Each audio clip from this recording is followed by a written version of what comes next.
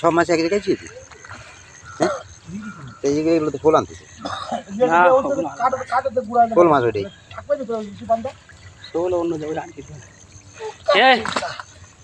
কই শোল দিল ওইদিকে পাশে ওই পাশে দেব না মাছটা এই পাশে দিলে হবে না এই পাশে তাও বড় এক কেজি চুনোর যা দাম এই করার তাই দাম ওই পাশে দেব মাটি